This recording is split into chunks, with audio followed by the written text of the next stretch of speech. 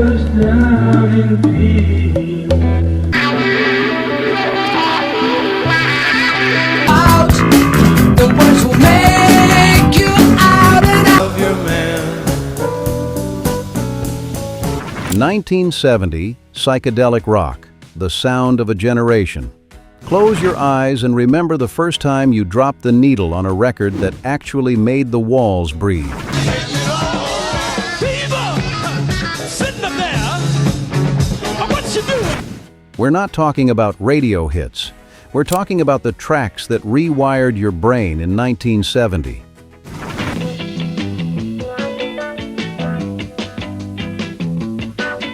Ten songs. Each one broke something open that couldn't be closed again. These weren't singles designed for AM radio rotation. These were sidelong journeys, sonic experiments, and guitar solos that lasted longer than most bands' entire sets.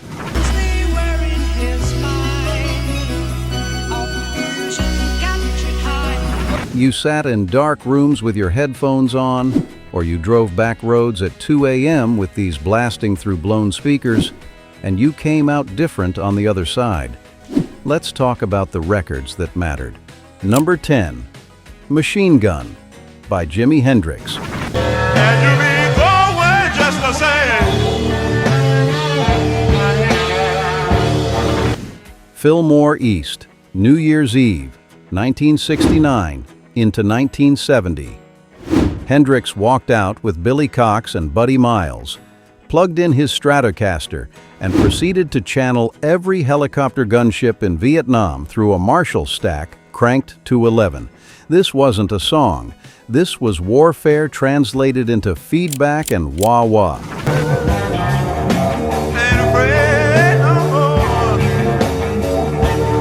Listen to how he mimics automatic weapons fire with his picking hand, rat-tat-tat-tat. Then he bends the strings until they scream like incoming mortars. The fuzz box is wide open. The reverb is drowning in itself. For 12 minutes he doesn't let up, doesn't give you a break, doesn't care if you're ready for what's coming.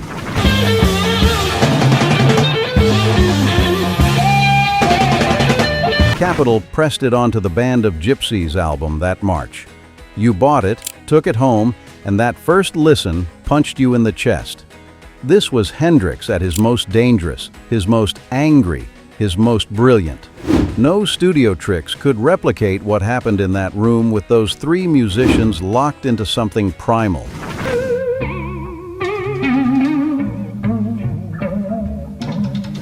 "50 years later, they reissued it on 180-gram vinyl.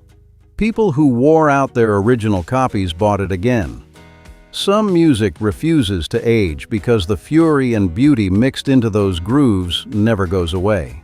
Number 9, Planet Caravan by Black Sabbath.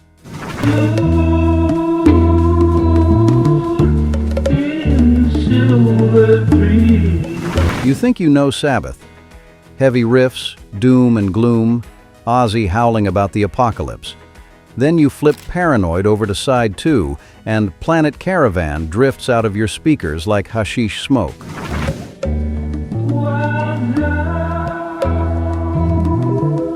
Tony Iommi ran his Gibson SG through a ring modulator and a phaser, creating this swimming, undulating tone that sounds like it's coming from underwater. Bill Ward's bongos and congas replace the usual thundering drums. Geezer's bass barely moves, just holds one note while the whole thing floats. And Ozzy's voice, they ran it through a rotating Leslie speaker, the same thing Hammond organ players used, giving it that wobbling, hypnotic quality.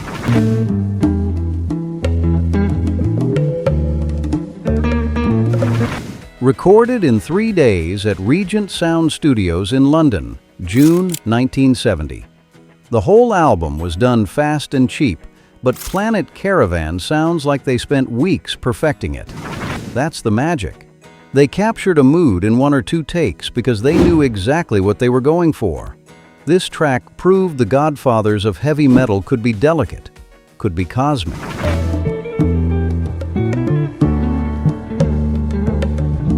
I know some of you caught Sabbath at the Fillmore or Whiskey A Go-Go before they got too big for the clubs.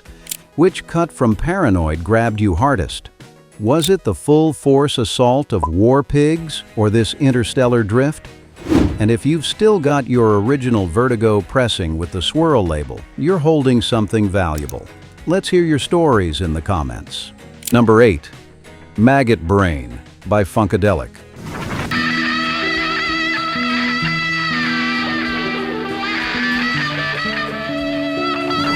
George Clinton handed Eddie Hazel a mission in the summer of '71. Play like your mama just died. Then play like you found out she's still alive.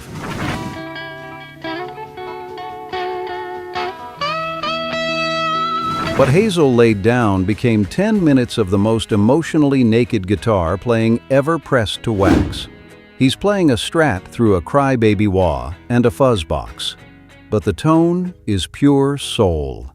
Every bend speaks. Every sustained note hangs there until it breaks your heart.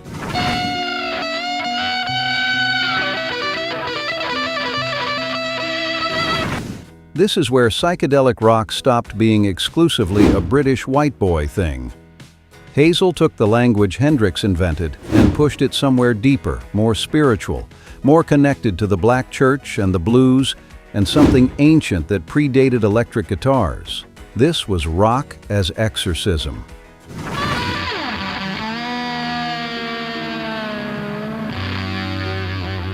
Westbound Records put out the Maggot Brain album in July. Radio didn't know what to do with it. Too black for rock stations, too weird for R&B. But anyone with working ears who put that needle down knew they'd heard something that changed the rules forever. This was Eddie Hazel testifying. You can't fake this. You can't manufacture it. That solo is lightning in a bottle. One take, one moment, captured for eternity. Number 7. Riders on the Storm. Gotta love your man.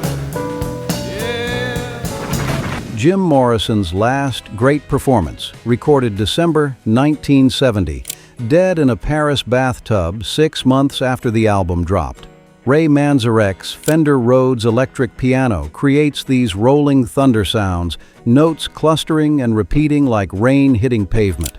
Robbie Krieger's guitar parts slide in and out, wet and slippery. John Densmore's hi-hat work is pure jazz, keeping time but never getting in the way. Jerry Sheff's bass line is simple, hypnotic, driving forward like windshield wipers on a highway at night. Children play. If you give this man a ride. And Morrison's voice, double-tracked, haunted, singing about killers on the road and riders in the storm. His brain is squirming like a toad. What does that even mean? Doesn't matter. You feel it. You understand it on some level beneath language. Gotta love your man. Yeah. This is Los Angeles at 3 a.m. This is Pacific Coast Highway with the windows down and the ocean somewhere in the dark. Morrison's Epitaph. Number 6. Echoes. Do I take you by the hand and lead you through? An entire side of vinyl, 23.5 minutes. You didn't skip through it. You committed. You turned the lights off, maybe lit something, sat down in front of your stereo with the good speakers, and you went somewhere. Strangers passing in the street by chance to separate. That opening ping. David Gilmour created it by hitting a single high note on his Strat and letting it feed back through a Binson Echorecs delay unit. One note, repeating, echoing, building. Then Rick Wright's Hammond organ swells underneath like the ocean rising. Suddenly you're underwater, descending into depths where light doesn't reach. The middle section gets weird. Whale sounds, wind howling, dissonant keyboard clusters that sound like the earth cracking open. If you were listening on good headphones at 2 a.m., you might have questioned reality for a minute. That was the point.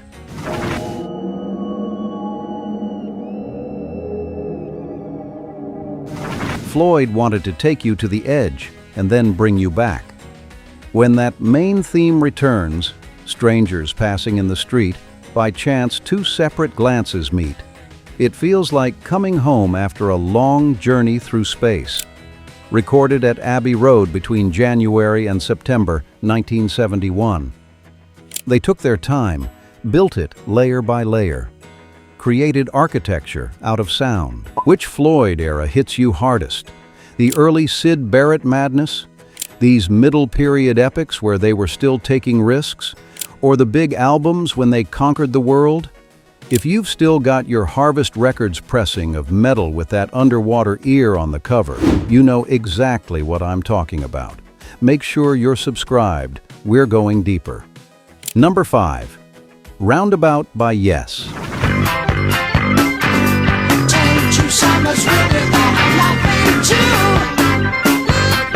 Chris Squire's Rickenbacker bass opens it. That tone, bright, punchy, cutting through like a knife.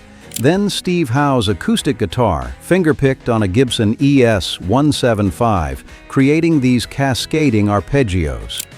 John Anderson's voice floats on top, singing about mountains coming out of the sky. Bill Bruford's drums lock it all together, shifting time signatures without losing the groove. On the lake, mountains come out of the sky, and they stand there. This was psychedelia filtered through classical training and jazz chops. This was virtuosity in service of the trip. The song moves through distinct sections like a symphony.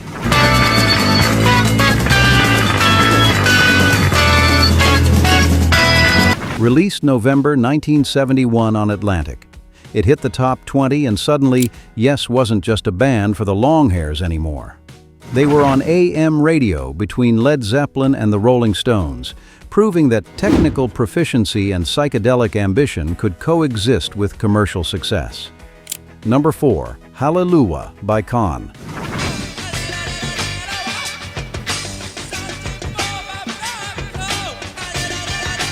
"18 minutes, one groove," recorded in a castle in Germany. Can set up shop in Schloss Nervenich near Cologne, converted it into a studio, and proceeded to invent the future.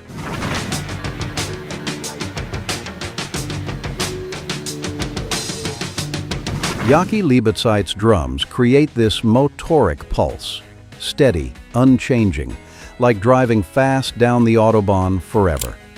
Damo Suzuki chants wordlessly, his voice another instrument in the mix.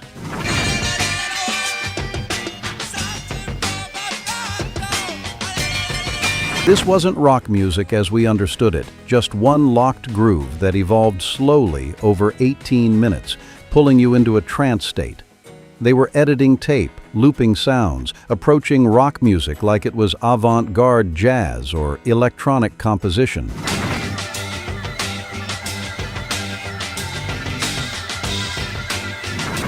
Can didn't chart in America, didn't sell millions. But Bowie heard it. Iggy heard it. This was music from the future, discovered in a German castle, pointing the way forward. Number 3. Silver Machine by Hawkwind.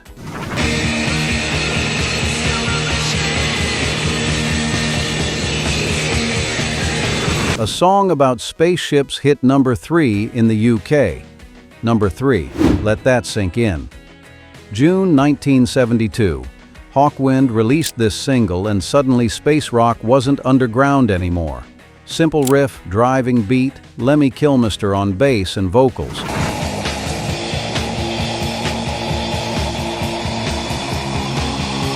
Nick Turner's saxophone honking like an intergalactic foghorn. The lyrics were pure sci-fi pulp. I've got a silver machine. That's it. But the sound, that was the magic.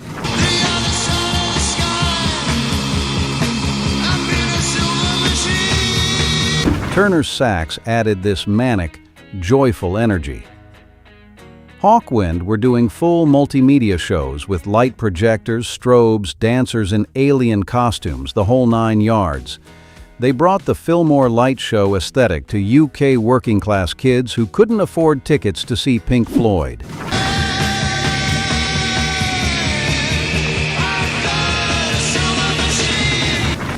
Silver Machine proved psychedelic rock in '72 could still be dangerous and fun and popular all at once.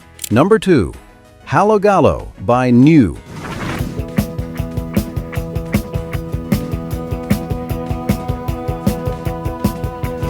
10 minutes. Two guys. The sound of velocity.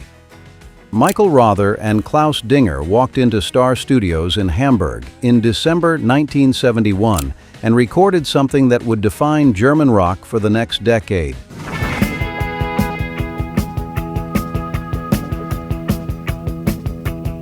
Hallogallo is pure Motorik.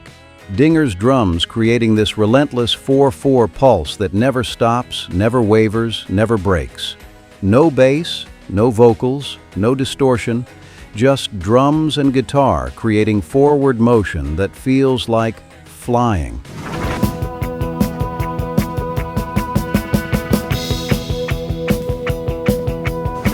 This was psychedelia as speed, rock music stripped to its engine. Bowie heard it, Iggy Pop heard it. Every punk band in '77 heard it and realized you didn't need 12-minute guitar solos to create trance states. You just needed discipline, the right beat. Some formulas are perfect the first time. Number 1. Shine on You Crazy Diamond.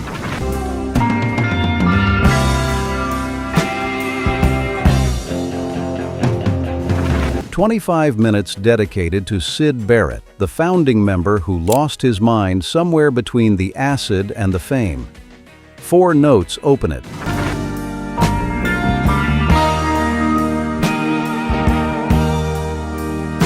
David Gilmour on his Stratocaster, each note hanging in space, echoing through a Yamaha rotating speaker cabinet, creating this massive cathedral of sound before anything else happens.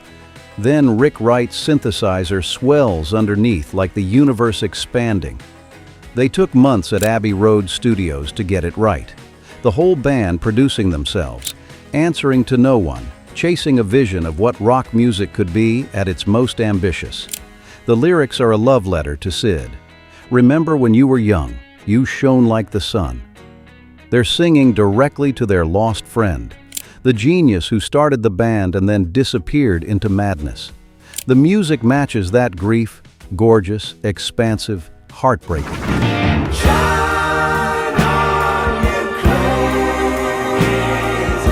When you listened to Wish You Were Here in 1975, you did it as a ritual. Side 1, then flip to side 2. You gave it your full attention because anything less would be disrespectful to what they'd created. This was rock music as requiem, psychedelia as grief, beauty forged from sadness. This was Pink Floyd at their absolute peak, creating something monumental that still stands alone. You stranger, you legend, you martyr and shine. Last question for the road. If you could only save one Floyd album from the fire, which one survives? This one with the Syd tribute? Dark Side with its perfection? Or maybe you go back to Piper with Syd still in the band? I know some of you were at Wembley in '75 when they premiered this material live. What was it like hearing these songs for the first time with 10,000 other people in the dark? Let's talk. From Hendrix channeling war through his Stratocaster on New Year's 1970 to Pink Floyd mourning Syd Barrett 5 years later, these 10 songs expanded what rock music could be and where it could take you. They proved that extended improvisation could move people as much as 3-minute singles. That psychedelic aesthetics weren't a phase but a legitimate language for expression. That rock bands could build cathedrals out of sound and people would come to worship. You remember the first time you heard Eddie Hazel's guitar crying. The first time echoes took you underwater. The first time you sat through all of Shine On without moving. These songs didn't just soundtrack the '70s. They changed what was possible. Hendrix showed us fury and beauty were the same thing. Sabbath proved heavy could float. Funkadelic brought soul to the trip. Every note, every feedback squeal, every drum pattern, it all came from the same impulse. The desire to push further, go deeper, stay weird, and trust that the people listening were ready to take the journey. That's what changed everything. The willingness to break the mold and see what happened. Some of those broken pieces are still sharp 50 years later.